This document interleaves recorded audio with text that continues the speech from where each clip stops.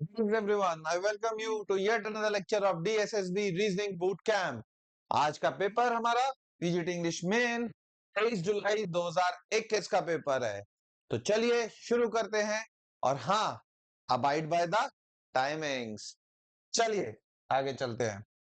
So complete the series. Why 25 to 23 U आपका हो गया 21 3 ऐसा हो गया 19 क्यू आपका हो गया 17 5 ओ आपका हो गया 15 एम हो गया आपका 13 7 के आपका हो गया 11 7 में 2 जोड़ो ये हो गया 9 13 में से 2 हटाओ नहीं हाँ 15 में से 11 में से 2 हटाओ ये हो गया आपका 9 और इसमें से 2 हटाओ ये आपका हो गया 7 नहीं हाँ ठीक तो चल रहा है।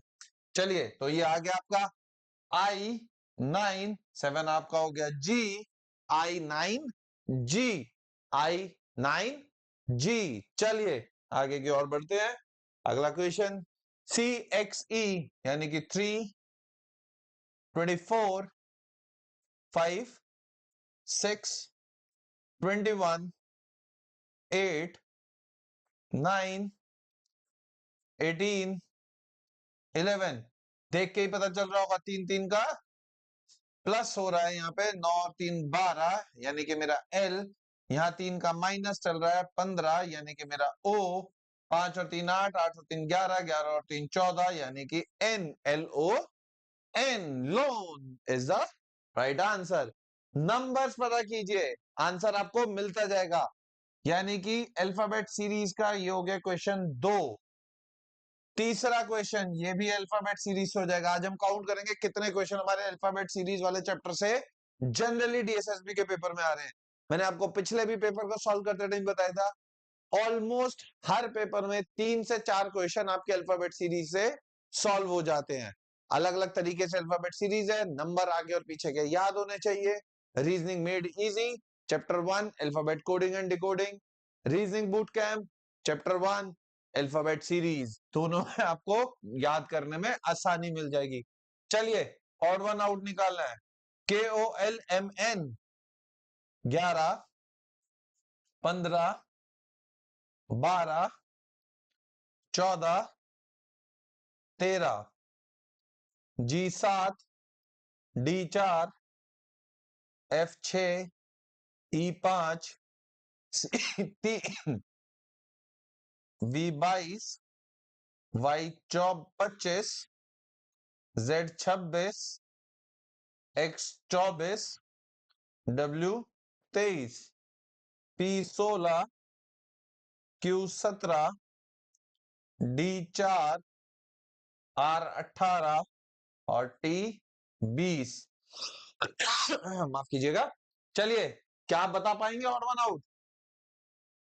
ध्यान से देखिए, अगर मैं पूरी एबीसीडी को 5-5 के सेट में लिखूंगा तो देखिए 11 12 13 14 15 मिल गया। 3 4 5 6 7 22 23 24 25 26 16 17 18 19 मेरा मिसिंग हो गया जो कि यहां पर 0 4 गिवन है। Hence odd one out is my fourth series. Clear everyone? तो ऑड वन आउट मेरी हो गई फोर्थ सीरीज। चलिए आगे की ओर बढ़ते हैं। अगेन इन टाइप के क्वेश्चन में मैंने आपको बताया फटाफट से लिखना शुरू कीजिए। 9 13 16 19 कोडिंग में एक लाइन ड्रॉ कर लेते हैं। कोडिंग की तरफ लिखा गया है 10 14 17 20 अगला है 14 01 18 9 कोड क्या किया गया है 13 26 2508। अब आप देख लीजिए, 9 में एक जोड़ा 10, 13 में एक जोड़ा 14, 16 में एक जोड़ा 17, 19 में एक जोड़ा 20, कोई दिक्कत नहीं। 14 में एक में घटाया 13, एक में से एक घटाया 26, 18 में से अगर मैं एक घटाऊंगा तो 25 तो मेरा कतई नहीं आएगा। Hence third is my odd one out. इसके आगे की आपको कोडिंग लिखने की कोई आवश्यकता ही नहीं है। चलिए आगे की ओर बढ़ते हैं। Khadims for footwear Kwality Walls, सबको पता है क्वालिटी वॉल्स की आती है ice cream. So Khadims is for footwear, Kwality Walls is for ice cream. Maggi noodles है तो 5 स्टार हमारी चॉकलेट है। As easy as done. चलिए सर्टेन लैंग्वेज में टूरिस्ट को कोड किया गया 122। मैंने आपको बताया था जैसे ही ऐसा कोई नंबर आए फटाफट से लिखना शुरू कीजिए। T20, O15, U21, R18, I9, S19 और T20। टोटल करना शुरू कर दीजिए। 20 और 15 35, 21 और 18 आपका हो जाएगा 9 और 3 39, ये हो जाएगा 28, ये हो जाएगा 20, तो 30 30 12 100, 5 और 9 14, 14 और 8 आपका 22, तो ये हो गया 122। तो सीधा सीधा नंबर्स लिखिए और उसका टोटल कर लीजिए। F06, O15, R18, E05, I9, G7, N14। 6 और 15 21, 21 और माफ कीजिएगा 21 और 18 39, 39 plus 5 44, 44 plus 9 53 plus 7 60 plus 14 74। 2 is my answer. Simple सा क्वेश्चन है। चलिए सेट एंड कोड फिर से फटाफट से देख लीजिए किसका कोड चाहिए हमें। हमें कोड चाहिए वर्ड साइंस का, जो मिलेगा पहली लाइन में। पहली लाइन से मेरे को मिल जाएगा मैथ और इज मेरा यहां से क्लियर हो जाएगा। दोनों लाइन में से देखिए कॉमन 3 तो मेरा हो गया इज के लिए। उसके बाद ढूंढना है मुझे मैथ्स, मैथ्स यहां पर भी मिलेगा। 8 हो गया मेरा मैथ्स के लिए, तो बचा क्या 2। 2 इज फॉर साइंस। सिंपल सा क्वेश्चन है। पेपर का लेवल जब जैसे जैसे सी, मैं हर पेपर के एंड में बोल रहा हूँ कि इस क्वेश्चन पेपर का लेवल क्या है, 2.5 3 4 15 मिनट 10 मिनट, ये आपके ऊपर बहुत निर्भर कर रहा है। मैं एक एवरेज टाइम बोल रहा हूँ। जितनी ज्यादा प्रैक्टिस करेंगे आप उतना जल्दी इस पेपर को सॉल्व कर पाएंगे। और बहुत से लोगों को ये लगता है यार 20 नंबर की रीजनिंग है, कर तो लेते ही है वहां पर पता है आपको रीजनिंग प्रैक्टिस करने का क्या फायदा हो जाएगा आपको। देखिए जहां 20 नंबर की रीजनिंग की बात कर रहे हैं, अगर आप ये रीजनिंग 12 से 14 मिनट के अंदर अंदर, बहुत से लोगों के केस में मैं कह सकता हूं 10 से 14 मिनट के अंदर अंदर अगर आप निकल जाते हैं इस रीजनिंग वाले सेक्शन से, तो बेसिकली आप 6 मिनट बचा रहे हैं और 14 मिनट में आप 18 से 20 नंबर अपने सिक्योर कर पा रहे हैं। और चाहिए क्या, दिन में 1 घंटा रीजनिंग को दे दीजिए एग्जाम तक, you will be able to solve each and every question of reasoning. चलिए 50 people are sitting in the row, 50 लोगों की रो है। Rakesh is sitting 15th from the left, ये राकेश बैठा हुआ है। And Ram is sitting 10th from the right. Definitely 15 और 10 मिलके 50 बना रही है, तो ओवरलैपिंग सीक्वेंस है नहीं। कितने लोग इन दोनों के बीच में है, 50 टोटल है, -15 -10 कर दीजिए, तो आंसर आ गया हमारा 25। तो 25 लोग हमारे बीच में है। फॉर्मूला क्या है, अगर मेरी ओवरलैपिंग सीक्वेंस नहीं है तो total minus left plus right position, तो ये हो जाएगा आपका इन बिटवीन। अगर बाई चांस ये ओवरलैपिंग सिचुएशन होती तो बिटवीन वाला हो जाता left plus right -2 minus total. ये भी आपके रैंकिंग वाले चैप्टर रीजनिंग मेड इजी में सारे के सारे क्वेश्चंस हमने कर रखे हैं। चलिए आगे की ओर चलते हैं। Arrange the words in the meaningful order. पहले तो इनके मीनिंगफुल समझ ही लीजिए। हेक्सागन में होती है 6 साइड, ऑक्टागन में होती है 8 साइड, डेकागन में होती है 10 साइड, हेप्टागन में होती है 7 साइड और नोनागन में होती है आपकी 9 साइड्स। अब आप देख लीजिए किस ऑर्डर में इसने फर्स्ट को पहले रखा है, तो यानी छोटे से बड़ा चल रहे हैं, तो यानी first, fourth, second, first, fourth, second, fifth and third, fifth and third. 1 4 2 5 3 3 is my answer. चलिए आगे की ओर चलते हैं। एक स्टेटमेंट दी गई है, the sale of a product X of a firm has gone down considerably, causing a great concern to the firm. Cause of action: the firm should analyze the market scenario and make a proper study of the rival products already existing in the market. या फिर firm should immediately shut down the process and related to the product X. अब आप ध्यान से देखिए, इसने क्या बोला है? कंसर्न, चिंता का विषय है। अभी कंपनी बंद नहीं हो रही उस प्रोडक्ट की वजह से। अगर चिंता का विषय है तो आप जी ढूंढ लीजिए उसके कारण और उसको ठीक कर लीजिए, आप ठीक हो जाएंगे। अगर आप उसको बंद ही कर देंगे तो आप अपने एक प्रोडक्ट से हाथ धो बैठेंगे। तो simply the best course of action would be only one follows. चलिए, ऑल पिजन्स आर पैरट, सारे पिजन तोते हैं। No parrot is a sparrow, no parrot is a sparrow. All sparrows are crow. All sparrows are crow. आप देखिए, some parrots are crow, some parrots are crow, highly not possible. No crow is pigeon. No crow is pigeon. देखिए, some parrots are crow इसमें establish नहीं हो रहा, लेकिन अगर मैं इसको कुछ इस तरीके का बना दूं तो स्टैब्लिश होता है। लेकिन जैसा कि मैंने आपको बताया था, अगर एक भी डायग्राम में स्टैब्लिश नहीं हुआ तो वो कंक्लूजन स्टैब्लिश नहीं होगा। No crow is pigeon, no crow is pigeon, यहां पर सीधा सीधा स्टैब्लिशमेंट आती है, no crow is pigeon. Hence हमारा इस कंक्लूजन को मैं फिर भी मान सकता हूं, क्योंकि अगर मैं दूसरा डायग्राम भी बना रहा हूं उसके बारे में भी कहीं पर भी मुझे बताया नहीं गया है। ध्यान से देखना, जो अगर आप मेरे पिछले डायग्राम के लिए भी जाएंगे,